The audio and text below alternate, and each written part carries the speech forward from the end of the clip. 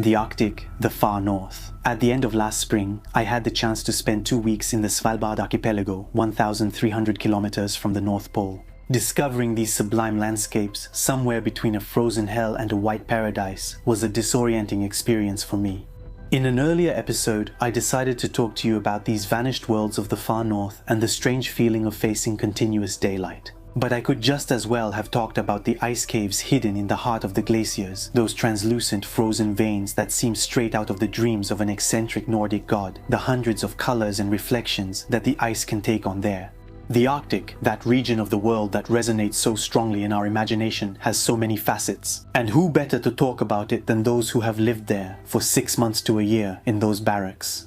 The people I am going to leave you with have experienced the far north for a long period of time. They studied the pack ice, the currents, took samples, layers of snow, to try to better understand this region of the world that is threatened in the short term by global warming. They experienced the changes of seasons, of light, of color in these lands where uncompromising nature reigns. They experienced the biting cold of winter and the Arctic night, and all of them learned to live with the largest land predator, the polar bear, as their neighbor. So I'll leave you with their stories and the testimonies I recorded on site, hoping that you can, in a way, experience the Arctic and its raw charm by proxy. We were evacuated in the very first week. They were expecting gusts of up to 40 meters per second, so about 130 kilometers per hour. In the past, there have already been roofs that blew off MBN. Just by taking a short trip, meaning going from your home to downtown, you feel like you're in the middle of nowhere, because there's so much wind that it lifts up piles of snow. Those gusts can sometimes push you backward. The wind, it ends up making you a little crazy too, if you hear it constantly. It's this kind of constant whistling. There have been times when you couldn't see anything at all. When I talk about the wind, it's the wind that makes it hard to stand up, that makes you slide on sheets of ice without even moving. Because, well, the wind was pushing me. I remember a day during a snowstorm when it was snowing so much. You can't see anything, everything is white and there's no horizon anymore, just the sound of the wind. And in this wild expanse, it's a very strange experience, but I think that this harshness is also part of the picture. And there it becomes very, very difficult to operate, to really be alert to follow the tracks. Just a meter in front of you. The wind drowns out everything, so you must stay in your own bubble. You won't take the time to talk because you know no one will hear you, except in an emergency or when a decision has to be made, but you won't chat with the person next to you, with your friends. So at that moment we were digging a snow pit. We were on the glaciers with a layer of snow about 1.3 to 1.5 meters thick. The job was to dig a hole in that snow, and then we analyzed the entire snow layer, all the different layers inside it, to trace a bit of the history of the weather conditions during the long winter. For each layer we noted the hardness, the type of grain, and the grain size, and all of that gives us information about the climatic conditions that existed. At the start of the semester, when we were in total darkness, our fear of bears was intense. It's a vague fear of not being able to afford a mistake, and we're so unaccustomed to experiencing this kind of thing that it feels almost surreal.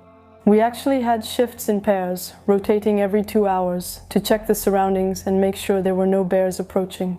And actually, gradually, we realized that with the light reflecting off the snowflakes, we couldn't see anything. Really, we couldn't see more than 20 or 30 meters.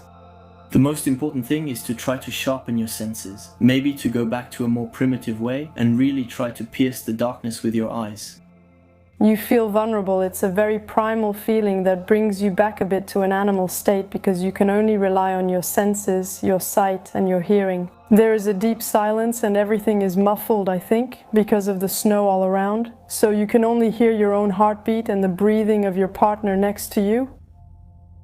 Being on edge, ready to listen to the slightest sound and interpret it. Everything you hear is suspicious. We kept scanning the same area with our eyes 10, 20 times because we'd go over it and wonder, did I go too fast? So we'd go back to it.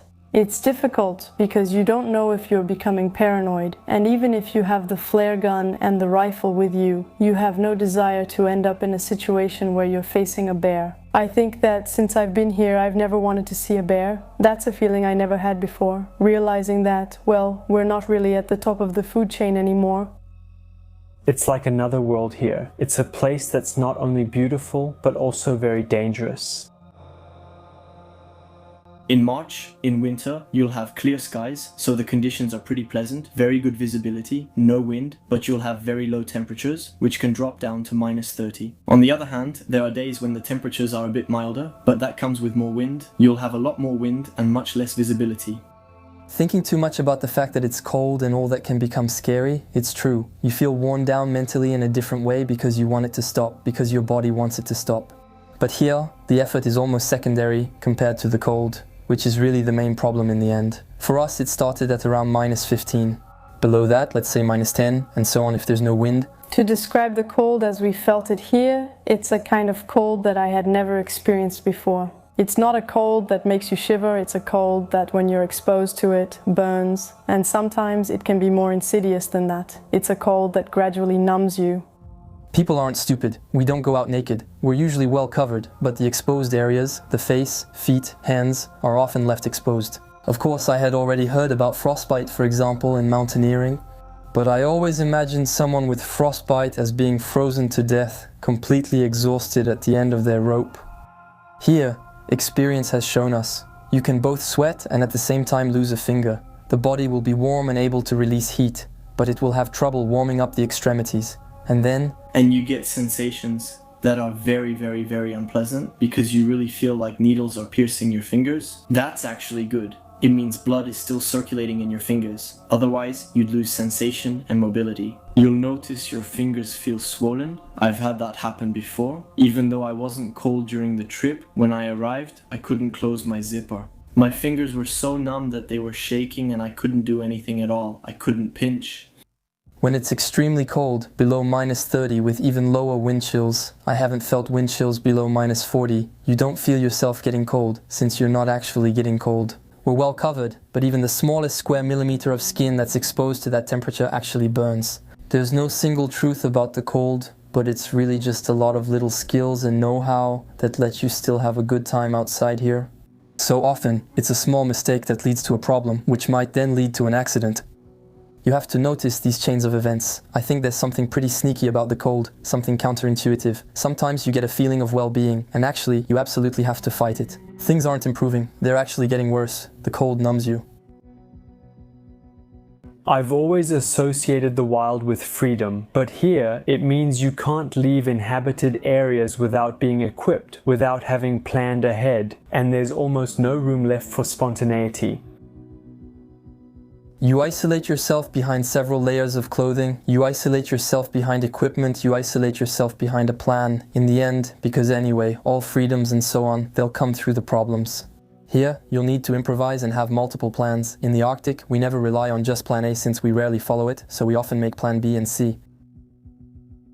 We kind of had the image of the explorer who pushes past his limits, at the end of his strength, at the top of the mountain, but actually we quickly realized that this image is a bit Hollywood-like. I think that a real explorer is above all someone who is extremely disciplined. You absolutely have to stay clear-headed at all times, especially physically, because you have to always be aware of what you're doing. And often, during the effort, we say to ourselves, come on, I'll ignore how I'm doing, and we keep moving. But here, you really can't ignore how you're doing, because if you do, you stop thinking. I think about my fingers, feet, location, if there's a bear behind me, if we're on a glacier, any crevasses, if we're together, if he's okay, and how the others are doing.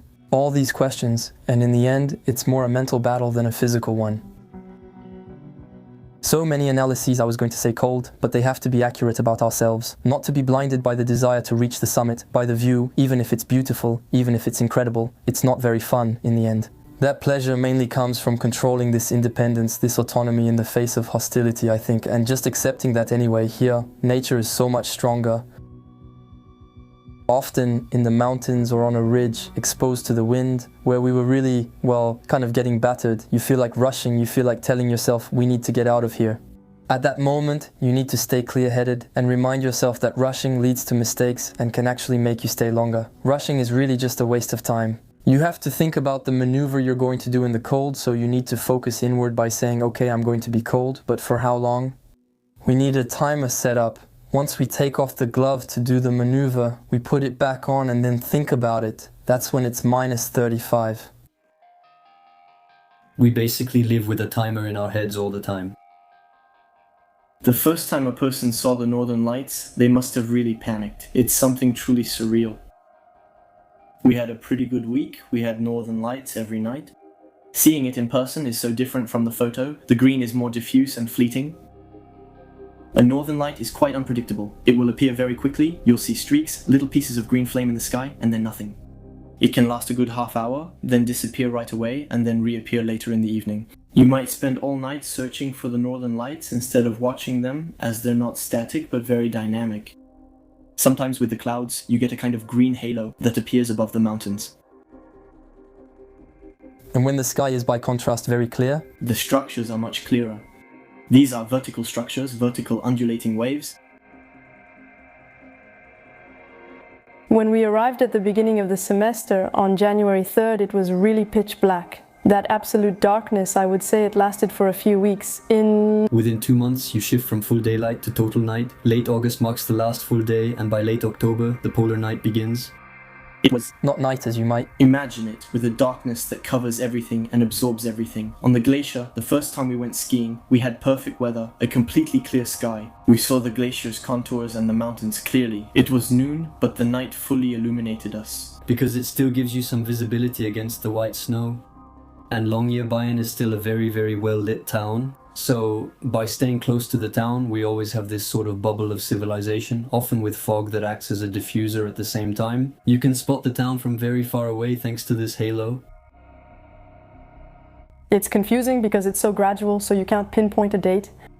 But little by little, several weeks before the sun came back, we had some glimmers. What really struck me was that we could really see the landscape changing every day. As soon as the light starts to come back, whether it's from the moon or even from the first glimmers of daylight. And from darkness it shifts to midnight blue. And then from midnight blue to a slightly lighter blue, dark blue. Each day I think we gained about 20 minutes of light. It happens very, very quickly. Here, the changes in brightness happen at a pace we don't experience in our latitudes. Usually it's at day's end, after sunset but before night, when there's a special color photographers often seek. This blue won't last. Once the sun returns, you won't see it again. And it's true that it went very, very quickly, so we went from midnight blue to the first shades of violet and pink. It's really a permanent sunset. And as time goes by, this sunset, well, it lasts longer and longer during the day, and so it goes through colors. I don't know, for me, it's surreal. Actually, I think I'd only ever seen that kind of thing in pastel paintings, the color gradients. I'm a biologist, and my friends told me when I came here, jokingly, why are you going there? There's so little animal or plant diversity. But I've never known places with so many changes. The landscapes, the colors, all the conditions. Whether it's above or below the horizon, the sun's path is very, very flat. The light is much less predictable here, I think. The sun will rise in a completely different place from one day to the next, simply because the length of the day increases or decreases so quickly. I didn't have that feeling of missing the sun, and I really didn't expect to be so moved when I saw it again. In Longyearbyen on March 8th every year there's a festival called the Sol Solfjestuka. On that day, the sun, for the first time, shines on the steps that are just behind the city's hospital. Actually, it's really gradual, and I think that's what makes it moving. You tell yourself it's going to be now. It's now that I'm going to see the sun again.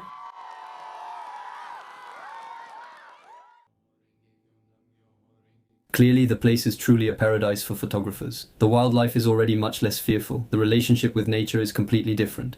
Sometimes they come closer simply out of curiosity, or sometimes they just pass by at an incredible speed. In a few seconds we've lost sight of them, simply because they live their lives without paying attention to human activity. You really have to establish a relationship with the animal, a relationship based on trust. Approach very, very gradually. Really watch the animal's reactions. Is it wary? Does it continue to behave normally? Their kind doesn't seem to simply tolerate humans, and you simply have to follow it with your eyes, not lose sight of it, run with it at a distance of maybe 1 kilometer. And then there will be a few moments when it will simply stop, settle on a rock, a spot in the sun, and fall asleep. And at that moment, that will be a chance to get a little closer while still watching its reactions, and most of the time, it will be very, very tolerant. What you're about to hear now is ASMR from the far north, the sound produced by the rising tide making its way over the ice.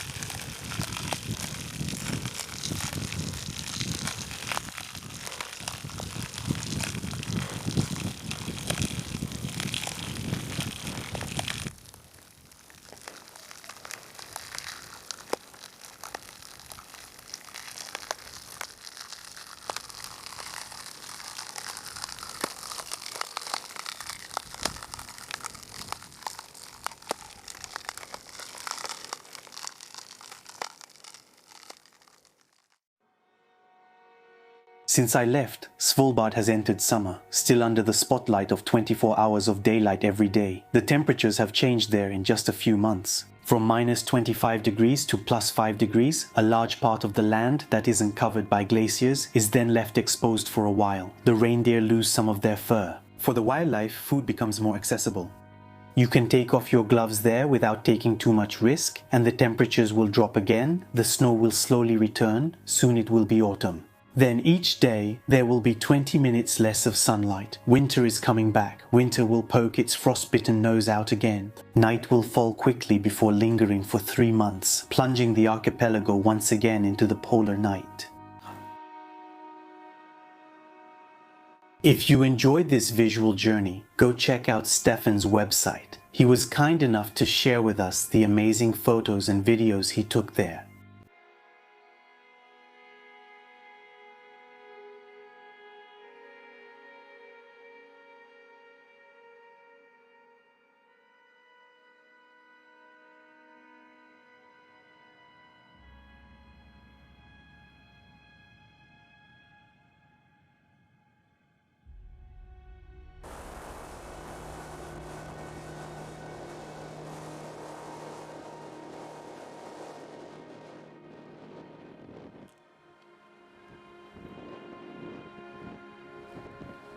Globalement, plus on évolue ici, You realize humans just aren't meant to live at these latitudes.